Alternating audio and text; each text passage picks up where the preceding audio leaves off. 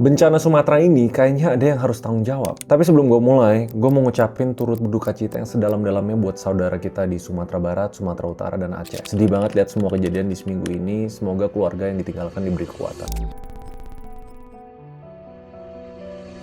Gue mau sampein apresiasi gue untuk teman-teman gue yang galang dana, ngebantu semua yang menjadi korban di bencana Sumatera ini. Dan masalahnya setiap baca berita, angkanya tuh naik terus. Bukan angka rupiah, tapi angka nyawa. Lebih dari 1.000 orang either meninggal dunia atau hilang. Itu setara satu kampung. Dan narasi yang gue sering denger di TV selalu mirip-mirip. Ini bencana alam, ini takdir Tuhan, ini karena siklon badai. Gue berusaha untuk jadi orang yang beriman. Gue percaya takdir. Tapi gue gak percaya Tuhan nyuruh kita ngerusak rumah kita sendiri, terus nyalahin Tuhan pas rumahnya rubuh dan nimbun 1.000-an orang di dalamnya. Masalahnya, kalau kita lihat bencana ini bukan musibah dadakan. Ini tuh bom waktu yang udah dirakit pelan-pelan selama 30 tahun terakhir. Situasi alam itu emang pemicunya, tapi itu faktor yang gak ada yang bisa disalahin. Cuma, kalau ada usaha manusia untuk memperburuk bencananya, mau sengaja atau tidak sengaja, itu yang harus kita minta tanggung jawabnya. Atau setidaknya ada aksi-aksi yang bisa kita ambil, tapi layaknya kita ngejalanin sebuah project. Kalau misalnya project yang hancur, kita harus evaluasi dan lihat siapa atau apa yang menyebabkan ini gagal. Dan sebenarnya ada bola kristal putar balik waktu di mana Indiana Jones, aka Harrison Ford, pernah marahin menteri kita, tapi responnya ya nggak gitu enak untuk dilihat. Ingat nggak video ini yang lumayan viral belakangan ini? Di tahun 2013, Harrison Ford yang main Han Solo, Indiana Jones, datang ke Indonesia. Dia syuting dokumenter Years of Living Dangerously. Lokasinya di Taman Nasional Tesonilo, Riau. Nah, on paper, lokasi itu hutan lindung seluas 81.000 hektar. Harusnya isinya harimau, gajah, pohon raksasa. Pas nyampe di sana, dia lihat lautan hutan sawit ilegal. Data terakhirnya dari 81.000 hektar, sampai cuma sisa kurang dari 12.000 hektar, hilang 80%. Dan waktu itu Ford marah banget sama menteri kehutanan yang lagi menjabat, Pak Zulkifli Hasan. Sampai teriak, "It's not funny." Tapi ya responnya light, senyum-senyum, ketawa-ketawa. Dan ini sampai diklarifikasi di podcastnya Densu, oh itu framing, karena lagi bikin film ada pahlawan, makanya harus ada penjahatnya juga. Cuma makanya kita nggak ngeliat di sananya. Faktanya dari tahun 2013, fast forward ke 28 November 2025, memang banyak terjadi kehancuran lingkungan. Pas banjir lagi ngacak-ngacak Sumatera, ada satu potongan video lain yang viral dari Bahlil Lahadalia. Dia berdiri di panggung terus bilang, "Saya juga merasa bersalah, karena waktu jadi pengusaha dulu, usaha saya main kayu sama tambang, yang semua urusannya pasti tebang pohon." Dan ya ini ironis banget. Satu dekade lalu orang luar negeri marah ngeliat hutan kita kalau dijarah. Fast forward, pejabat kita sendiri yang ngaku pernah jadi bagian dari mesin perusak itu. Kenapa gue bahas cerita ini? Karena konteks deforestasi atau merusak lingkungan itu bakal jadi basis untuk kita nemuin siapa yang harus tanggung jawab. Jadi apa yang terjadi di sana? Yang di hulu Sungai Agam, hulu Deli Serdang, di hulu Tanah Datar.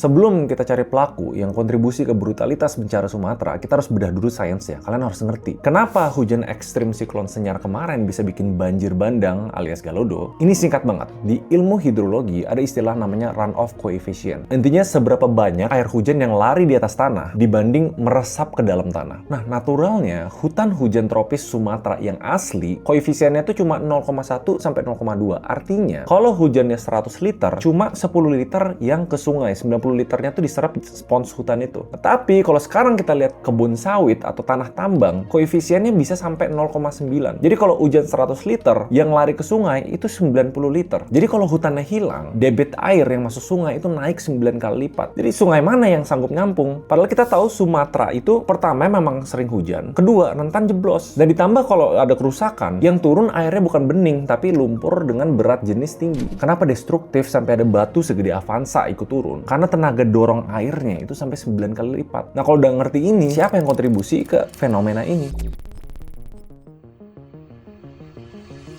Jadi kan kita harus tahu ya, siapa yang ngubah hutan jadi kebun di hulu sungai. Menurut data audit BPKP, ada 3,3 juta hektar sawit yang ditanam di dalam kawasan hutan secara non-prosedural. Luas itu, biar kebayang, itu setara 50 kali lipat luas DKI Jakarta. Dan pusatnya di mana? Di Sumatera. Riau sendiri punya sekitar 1,8 juta hektar sawit di kawasan hutan. Nah, secara logika hukum, harusnya lahan ini disita negara dan dikembalikan jadi hutan. Karena menurut UU Kehutanan yang lama ya, ini tuh pidana. Tapi pemerintah pemerintah kita bikin solusi lewat UU Cipta Kerja pasal 110A dan 110B, namanya keterlanjuran. Bahasa pasarnya, pemutihan. Perusahaan yang terlanjur nebang hutan lindung, nggak dipenjara, nggak disita lahannya, cukup bayar denda administratif lalu mereka jadi legal. Masalahnya gini, alam itu nggak bisa disogok pakai denda. Mau lu bayar triliunan ke negara, kalau hutan di hulu itu tetap jadi sawit, air hujan tetap bakal lari kenceng. Fisika tuh nggak peduli soal legalitas kertas. Jadi walaupun denda atau uang itu masuk ke kas negara, banjirnya tetap masuk ke rumah warga. Jadi bisnis-bisnis yang nebang hutan dalam perlindungan sebenarnya udah jelas harus diinvestigasi. Nggak sekedar pemutihan terus mereka tetap bisa jalan aja. Walhi, salah satu lembaga lingkungan hidup terbesar di Indonesia, nyebut ada kartel yang ngatur pemainan. Maret 2025 mereka gugat 47 perusahaan di sektor sawit, tambang sama kehutanan, dituduh merusak lingkungan dan korupsi. Perkiraan kerugian negara 437 triliun rupiah. Modusnya, konsesi dikasih ke kawasan hutan. Tata ruang direvisi untuk melegalkan kejahatan. Kebun sawit ilegal dalam hutan dikasih amnesti. Pejabat dari level desa sampai kementerian diduga kecipratan 18 jenis gratifikasi. Bahasa kasar Walhi, ini bukan sekedar pelanggaran, ini state capture corruption atau korupsi sistemik lintas level. Kebijakan negara ditawan kepentingan korporasi. Tapi setiap kali kita bahas ini, ada sesuatu yang logis tapi harus dipatahkan. Dan pemerintah memang punya satu kartu sakti. Tapi kan ini buat lapangan kerja. Sawit itu juga pohon. Kita harus mikirin ekonomi rakyat. Kelapa sawit ya pohon, ada daunnya kan? Ya, jadi makanya kita bakal bedah. Bener nggak sih sawit juga pohon?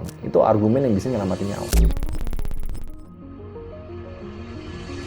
Nah, makanya sampai sini tuh ada dilemanya. Gue yakin banyak yang mau komen kalau tahu datanya. Tapi Bang Rey, jangan naif. Industri sawit itu tulang punggung ekonomi. Ada 16 juta orang kerja di industri itu. Lo mau mereka makan apa kalau sawit itu tuh? Sawit emang ngasih makan banyak orang. Buat banyak desa, sawit itu sekolah bisa bayar SPP, dapur bisa ngebul, kredit motor bisa lunas. Itu emang fakta dan kita nggak bisa avoid. Makanya nggak heran waktu Presiden Prabowo bilang kurang lebih gini, ke depan kita harus tambah tanam sawit. Ke depan kita juga harus tambah tanam kelapa sawit. Gak usah takut apa itu deforestation, ya kan, membahayakan. Namanya kelapa sawit ya pohon. Banyak yang tepuk tangan karena di narasi itu sawit sama dengan pohon, buka hutan sama dengan bukan masalah besar. Masalahnya nggak sesimpel itu. Sawitnya itu nggak masalah, ya bermasalah itu lokasinya sekitar 3,37 juta hektar, itu sekitar 20%. Artinya secara statistik kasar 1 dari 5 liter minyak goreng yang lu pakai itu mungkin dari tanah yang harusnya jadi hutan lindung. Gue nggak bilang tutup semua atau jangan bisnis sawit, itu menurut gue agak cacat logika karena bisnis logik paling simpelnya kayak gini. Pas bisnis sawit atau tambang emas ilegal, mereka profit masuknya ke kantong swasta. Swasta atau pebisnis atau cukong cuma bayar segelintir ke negara sebagai pajak. Tapi kalau terjadi bencana kayak gini, yang bisa ngabisin triliunan, puluhan, mungkin ratusan, ujung-ujungnya ditarik duitnya dari negara juga. Jadi bisa jadi secara ekonomi nasional malah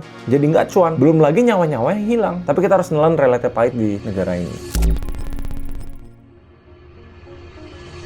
Balik lagi ke hampir 1000 korban yang either udah meninggal atau hilang. Pertanyaan yang paling nyakitin buat gua itu siapa yang salah? Siapa yang harus tanggung jawab? Kalau misalnya ada gedung rubuh karena konstruksinya jelek, pasti ya kontraktornya dituntut, dia harus tanggung jawab. Tapi kalau ada bukit longsor karena hutan lindungnya digundulin jadi sawit ilegal dan tambang emas ilegal dan nimbun satu kampung, siapa yang dipenjara? Seringnya nggak ada, karena jawabannya selalu bencana alam, takdir. Ini yang gue bilang sebagai accountability crisis. Kita punya kejahatan, yaitu perusak hutan. Sekarang kita udah punya korban, tapi kita nggak punya penjahatnya. Karena penjahatnya udah bayar denda lewat jalur pemutihan tadi. Dosanya udah dibeli lunas pakai rupiah. Tapi nyawa 1000 orang plus tadi, siapa yang bayar?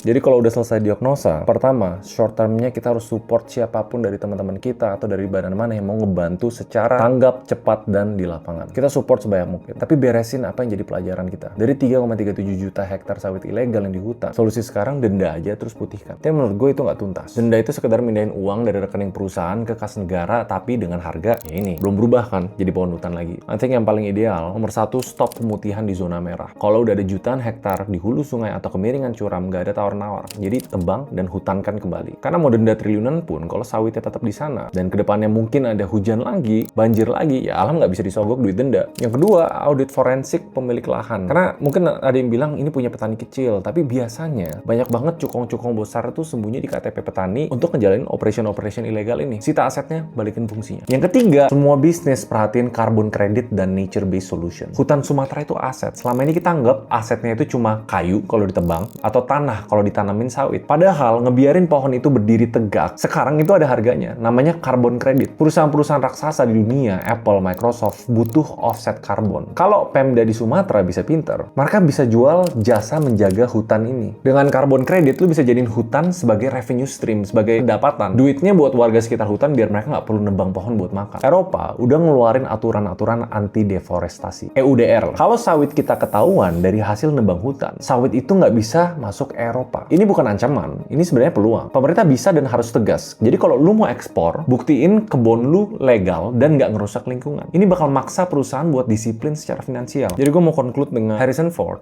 / Indiana Jones Han Solo. Mungkin cuma karakter film, tapi marahnya dia 12 tahun lalu itu lumayan valid. Marah karena dia tahu hitung-hitungannya nggak masuk akal. Mungkin pepatah yang gue bisa kasih sebagai pebisnis / investor. Alam nggak pernah default, nggak pernah gagal bayar hutang. Dia selalu nagih, dan nagih dengan bunga yang sangat mahal. Itu adalah hasil dari merusak alam. Karena merusak alam adalah investasi paling bodoh yang pernah ada. Apalagi di situasi sekarang. Tapi menurut kalian gimana? Kita keep support, kita keep doain teman-teman kita di Sumatera. See you guys next video. Bye-bye.